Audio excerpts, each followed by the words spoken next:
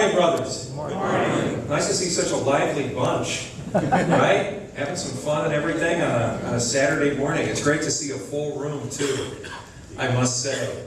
Anyway, it's a pleasure to be back in Ontario. It's been a number of years since I've been here, really pre-COVID, and I am delighted to be back with you for this district deputy meeting. Those of you that don't know me, I'm a past state deputy of Georgia, 2015 to 2017. And at that point, I moved up to Connecticut and was the head of the Fraternal Mission Department. I currently run membership growth and marketing for the Order, and I've been up in New Haven about 6 years. So I don't have a joke, and I don't know if that was a prerequisite of speakers coming up here. I sort of am thinking it is. But I will tell you this, I do love your national anthem. And let me tell you how much I love your national anthem. My wife is a collector of Starbucks mugs.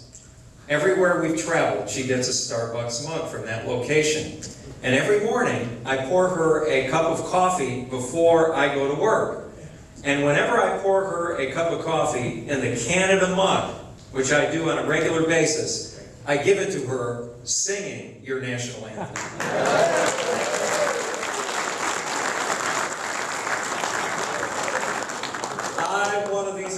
That loves your national anthem. So anyway, I even watched your female hockey team the other day on the World Cup, right? 0-0. They're, you know, go off to a good start. Soccer, that's right, soccer and FIFA. But anyway, guys, it's truly a pleasure to be here. This is my third district deputy meeting that I've had so far. There's 6 going on this weekend.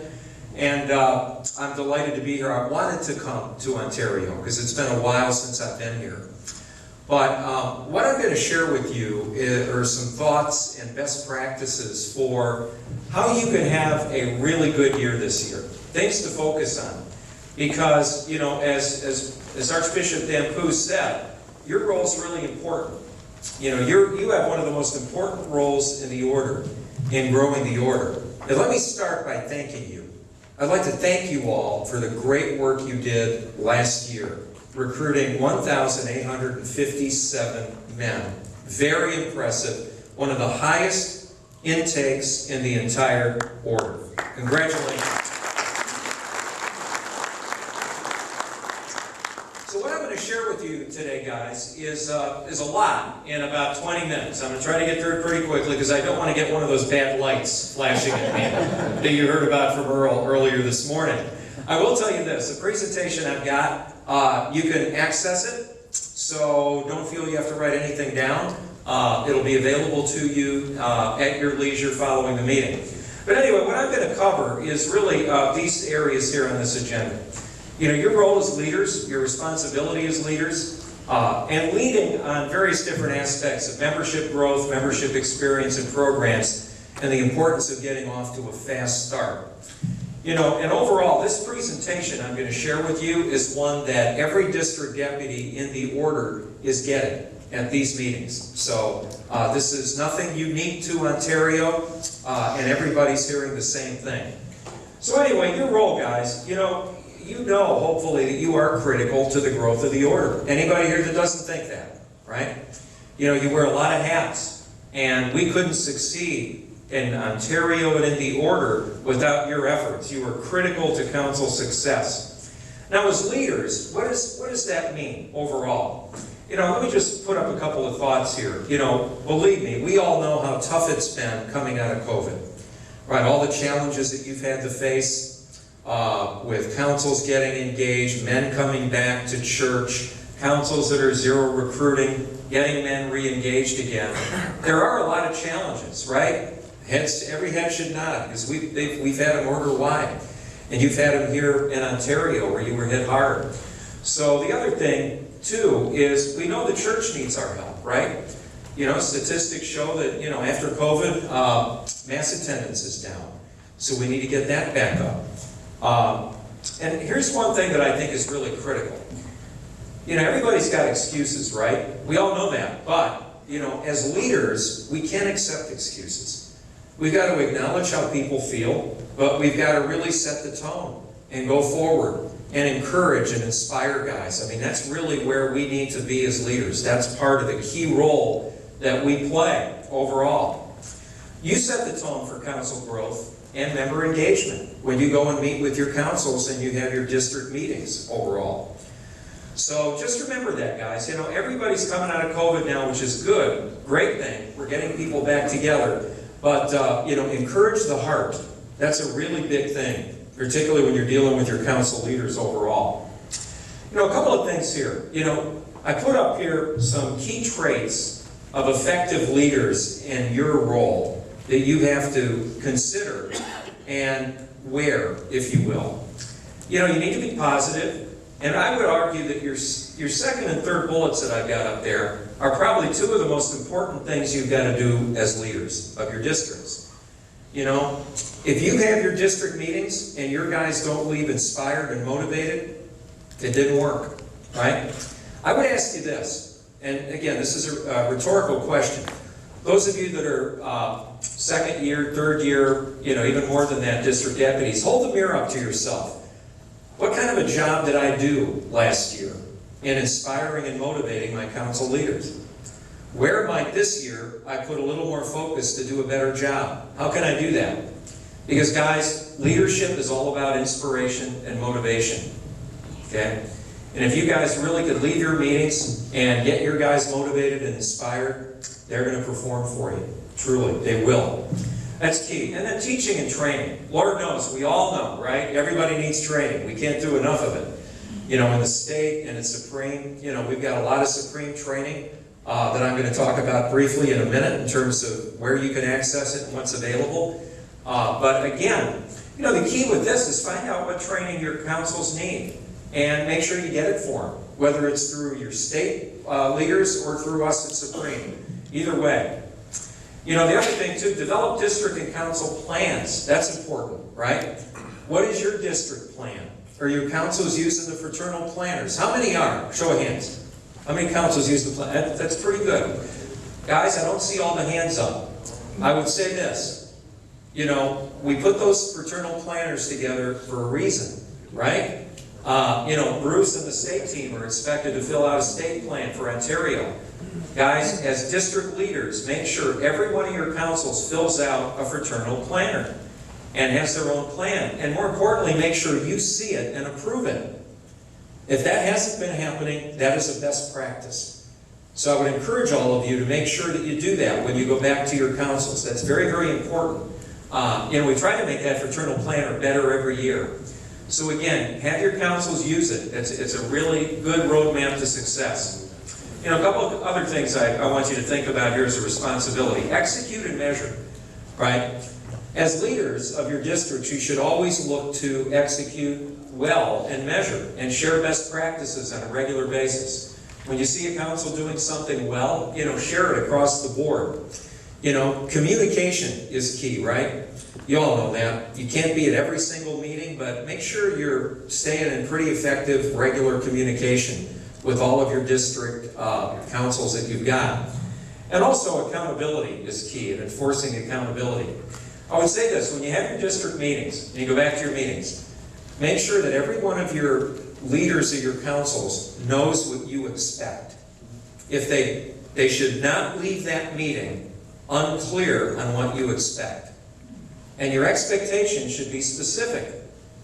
And make sure then that they're living up to those expectations overall on a regular basis. Monitor how well they're doing when you have regular follow-ups with them. Again, a best practice overall.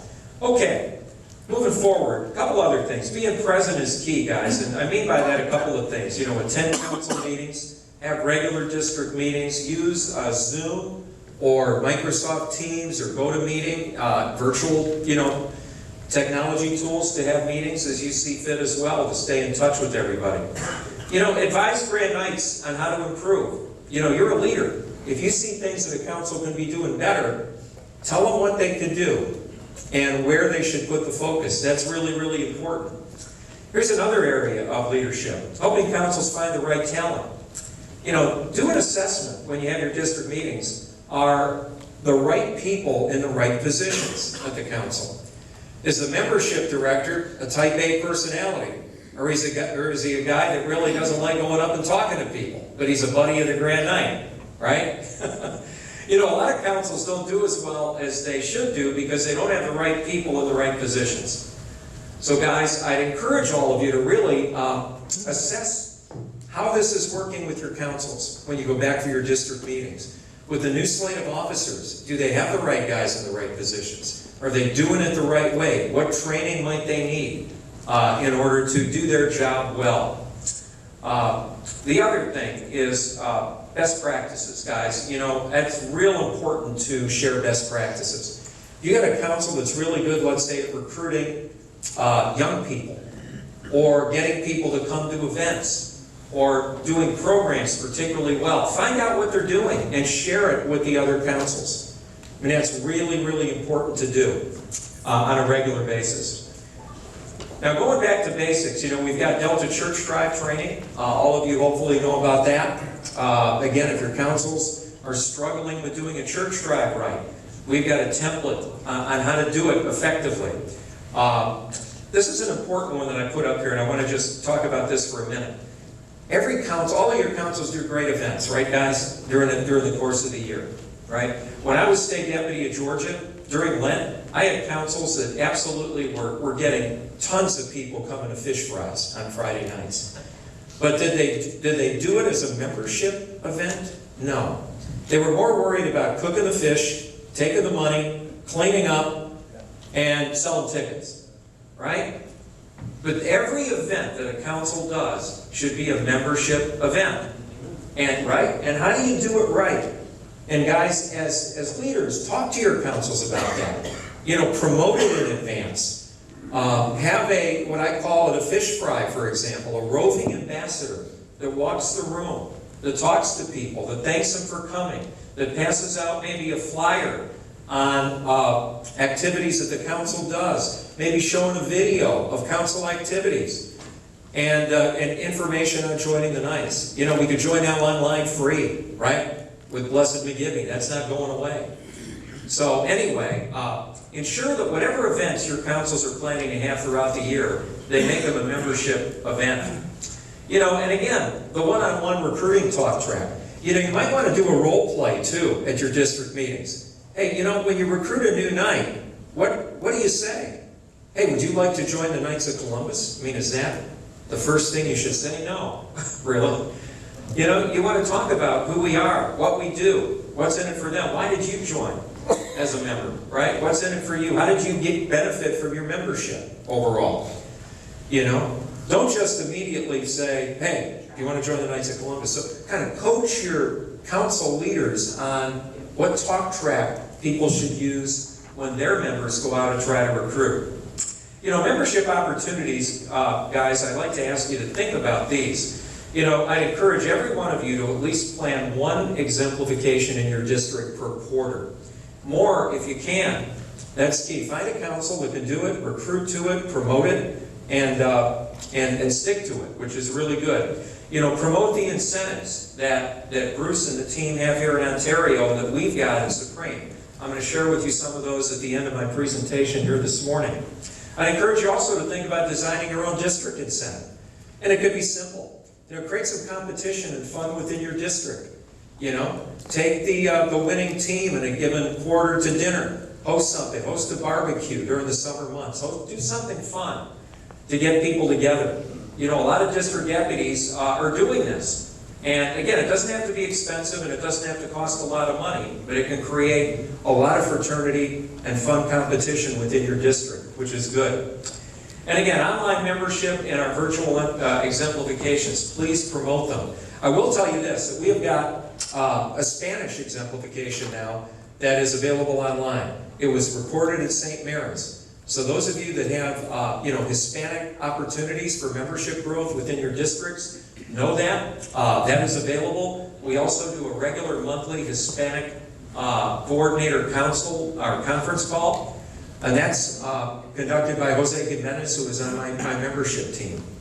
So again, just know that, guys, overall. And again, training, as I mentioned, guys, we can't get enough training to the councils. Never hesitate to reach out to your RGD. We have Paul Perry here in Ontario. Paul does a great job. Anything you need, go through him. He and I talk on a regular basis, and he can certainly help you with any training that you need overall. Now, talking about training, I did want to just talk about some resources that we've got at Supreme. We've got virtual and in-person training available to all of you, your districts and your councils, on demand and by request. We've developed a new request form, and as you can see, who can make the training request? Any state officer, director, district deputy, Brand Knight, FS, or 4th degrees, or any of our trainers from Supreme. That's what the training form looks like. It's on our website overall, and that's we have a ton of how-to videos as well. How many of you ever accessed those, our how-to videos? Oh, good, excellent. Glad to see that. Again, point your councils in those directions. Here's a lineup of the ones currently available. And again, you're going to get this deck so you can keep it and share it with your councils. But they're in all different categories. Communication videos, council operations, district deputies, how to fill out a 944 form, right? Forms, how to complete forms, meetings, how to conduct meetings effectively, how to deal with member management, membership, how to navigate an online join form, and programs. So again, guys, and we keep adding to these on a regular basis. So just again, know they're available, know that you can request them and access them, so can all of your council leaders when you go back and have your meetings. We've also done a great job, I think, with really getting the content of our webinars really, consistent and robust. How many of you have logged into our webinars? Show a hand. Oh, good. Thank you for doing that. And they're going to be monthly emails going out to all of you on what the topics are going to be on these. It's on council operations, training, leadership, programs, etc. So again, make sure that your councils are aware of these guys and are looking at them, okay, overall, because we put a lot of time and effort in making these good.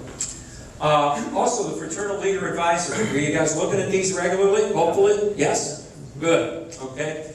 Sometimes our open rates are kind of low when we look at this, but not in Ontario. I'm going to go back and tell our team, the Ontario guys are looking at these, which is good.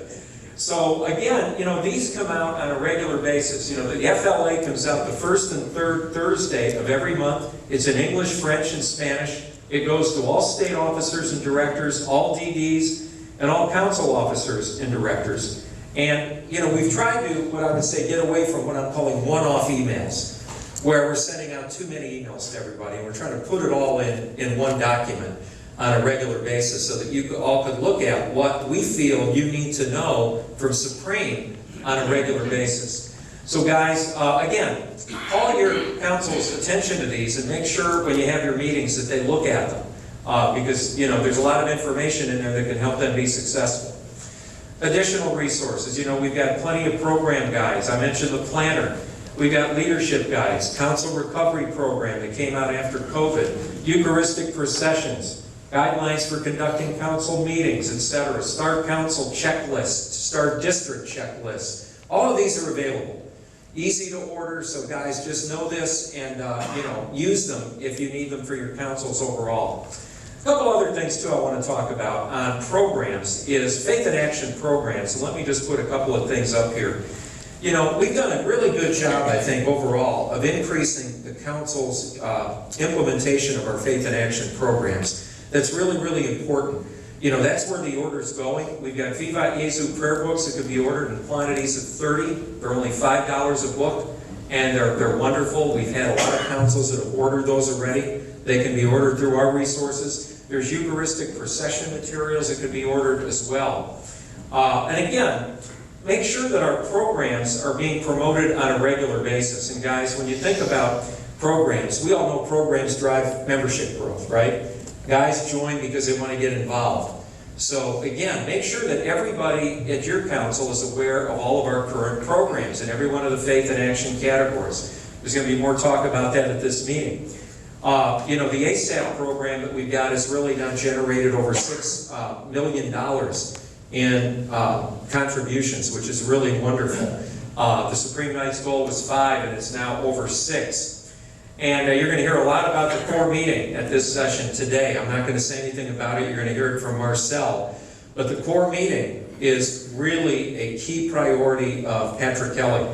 and where we're going. And to find out more about this, you'll hear all about more about the implementation of it and the importance of it. The one thing I will say is the core meeting is open to everyone. It's not just open to Knights. It's open to prospects. Marcel will talk more about that later on. So anyway, just know that. The National Eucharistic Revival is coming up. Make sure your councils are aware of that overall. You know, the Knights are big supporters of that. And the session is going to be next year in Indianapolis overall. A couple other things, and again, none of these are really counterintuitive, guys. We all know that strong programs engage men, and if men are engaged, they're happy. And happy members are not likely to leave us, right? And to leave and buy insurance, which is what Mark and Sonny like, right? Buying that insurance. That's all key. And become advocates. But you know, you think about this, guys. I would ask you to encourage every one of your councils to do a member satisfaction survey every year. Every year. To find out how happy their members are. Is the council delivering what that member joined for? And if not, what needs to change? What does that council need to do in order to better meet that member's needs overall? And then when you get a new member in, how is that new member treated? Are they welcome? And are they asked, hey, why did you join? What are you looking to get out of this council? Guys, when you go back to your councils, talk about those kind of things. Because that's really, really important to get a guy off to a good start and to make sure that they're getting out of their membership what they're hoping to get out of their membership. You know, because if you give men what they want, we'll never have a retention problem. You know, and doing that survey is really, really good. You know, literally, I could tell you a story, but I want to keep my presentation short. Arthur Peters asked me to conduct listening sessions up here some years ago, and I did. And there was one guy that I couldn't really, it was a young man, he was a convert, he couldn't come to one of the meetings. And Marcel had hosted a listening session in Toronto, and as it turned out, I talked to this young man virtually, and I said, why did you join? And he said, I joined because I was looking to get faith formation and fraternity. And Arthur knew this guy. And I said, okay, what did you do? He said, I went to a council meeting, and there was no talk of faith. I was 20 years younger than the next youngest guy there, and nobody made me feel welcome. Right? I said, then what did you do? He said, then I went back again 2 months later. And I said, and? And he said, the same thing happened. And I said, so then what did you do? And he said, well, I wasn't going to give up on the Knights. I was going to stay. I formed my own faith group outside of the Knights. I literally did it online and did it. We had it up to 10, 20 people. We're doing, you know, spiritual reflections, scripture readings, rosaries, all of that. I said, if the Knights offered that, would you do that? He said, Mark, that's why I joined. He said, but good luck getting that Grand Night to change. Guys, we all know that happens everywhere. It's not just Ontario, right?